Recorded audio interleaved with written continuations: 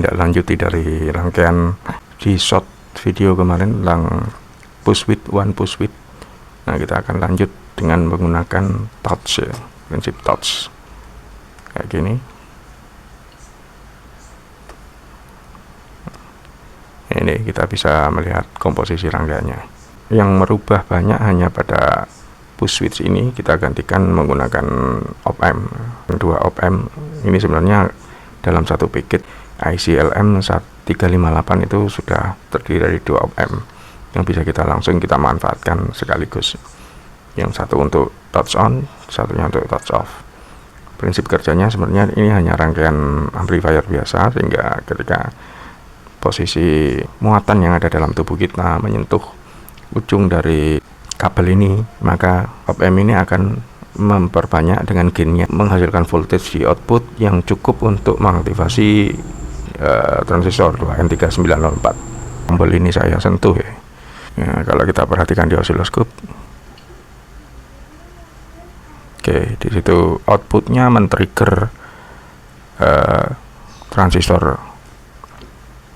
Ini saya off kan, switch ini kita sentuh, maka op-amp yang ini aktif, mengaktifkan Q1, sehingga Q1 mengaktifkan Q3 ya, karena basis dari Q3 ini langsung terhubung ke ground. Otomatis dia juga memberikan bias pada Q4 MOSFET IRF540N, sehingga dia terhubung dan load menjadi aktif, nyala. Secara bersamaan pula di sini dia melakukan bias terhadap Q5 ya, sehingga Q5 menarik kaki basis di Q3 menuju ground. Artinya pada saat touch ini kita lepas ya, kita sudah tidak menyentuh, di sini sudah aktif on terus ya, dan terjadi loop ya. Artinya transistor ini diaktifasi oleh transistor ini, tapi transistor ini juga diaktifasi oleh transistor ini, jadi saling memberikan feedback. Ketika kita menekan tombol yang ini, kita touch ini, maka op-amp ini aktif, kemudian dia mengaktifasi Q2, sehingga posisi basis ya, current yang ada di basis ini akan tertarik ke ground ya, secara otomatis ini akan terputus, juga terputus. Kaki gate pada IRF540 ini melakukan bleeding ya, terhubung ke ground juga melalui resistor yang ini, sehingga komplit ini off ya. Ini osiloskop di channel 1 kita taruh di sini. Kemudian yang channel 2 kita lihat di sini. Bagaimana timing dari dua node itu berlaku ya. Coba kita nyalakan ya. Kita nyalakan. Di sini di osiloskop terlihat ya, timing antara keduanya jadi masih berada dalam batas yang sama. Jadi ini channel 2, ini adalah kaki basis yang ada di sini. Cuman di channel 1 ini posisi osiloskop seperti ini. Artinya ketika kita lihat di channel 1 ya, ini kan negatif ya. Nah, itu karena memang di sini ada charge negatif. Nah, jadi arah currentnya itu ke sana ya. Artinya ketika ini Q1 on, ini kan berarti arah arus ini kan mengarah ke sini ya. Charge negatif pada posisi kapasitor kopling yang ada di probe ini aktif, terus kemudian menuju ke 0, artinya dia menuju ke groundnya. Bersamaan dengan posisi channel 2, dia akan mengaktifasi Q5 ya. Dia bergerak secara eksponensial karena di situ ada kapasitor 220 mikrofarad. Kita coba kita pindahkan channel 2 di sini.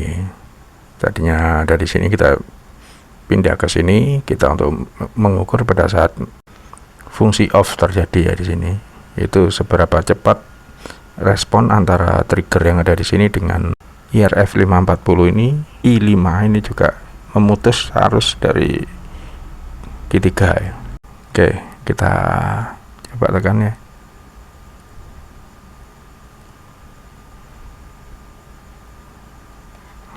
Di channel 2 ini Kalau kita lihat itu ketinggian voltage-nya 702 ya, milivolt ya, itu cukup adalah voltage yang dibutuhkan untuk mengaktifasi VBE drop yang ada di sini sehingga transistor ini on. Nah, ketika dia sudah mencapai 700 milivolt channel 2, ininya positif ya, ada arus mengalir di sini sehingga di sini pada osiloskop itu terlihat naik ya. Nah, terhitung beda potensialnya sebenarnya adalah beda potensial antara titik ini dengan titik bawah tadi pada saat dia on. Jadi sekitar ada 10 volt lah.